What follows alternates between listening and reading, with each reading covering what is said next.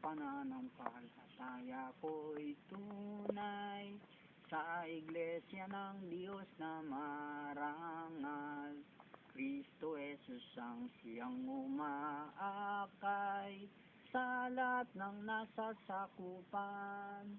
Tunay, tunay na tunay, Iglesia ng Diyos kay Kristo Jesus lamang, haligit sa ligan, katotohanan, dapat nating mapagtiwalaan. Liga-ligirat ay ating ilagak sa Diyos Ama at bugtong na anak, sa hibon ni Satan upang maligtas, laging masigla sa pagtupad.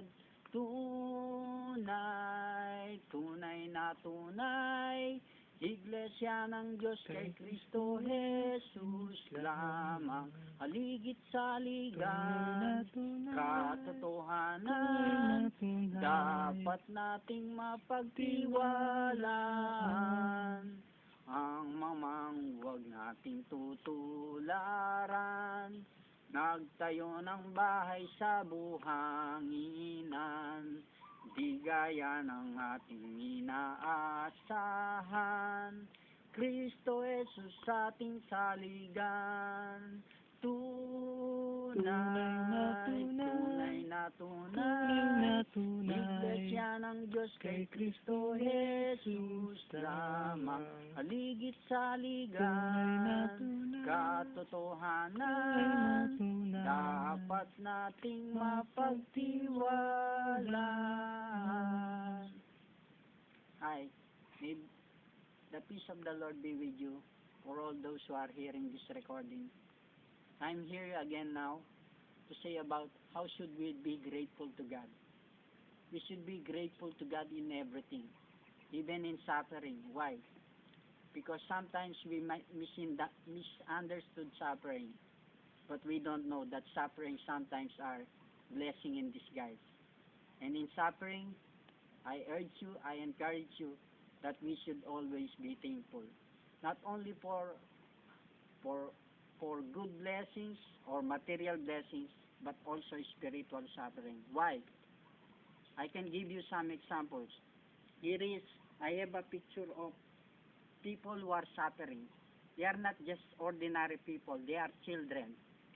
This one is suffering from butterfly disease. It is a disease which is excruciatingly painful and itchy.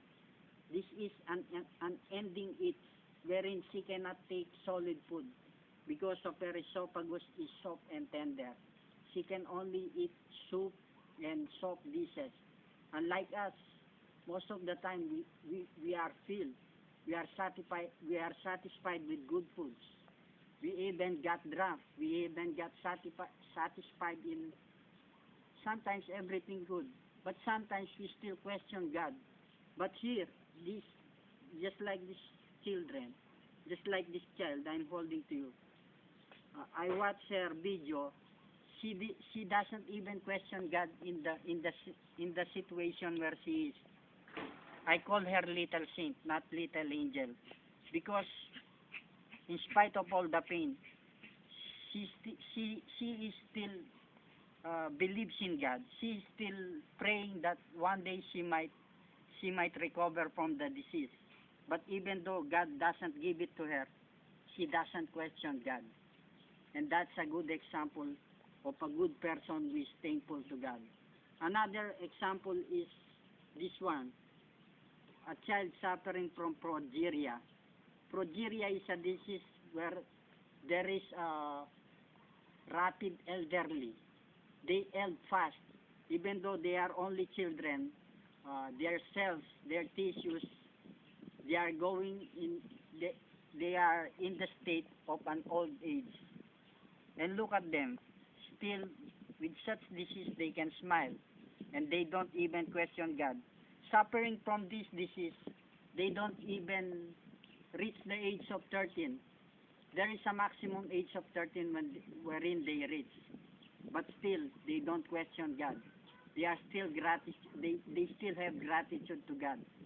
They are afraid of God. Uh, and I am a fault. And sometimes I feel guilt whenever whenever uh, whenever I lack something and I still crave to God and want something. But remembering these little children who are suffering with such that they even are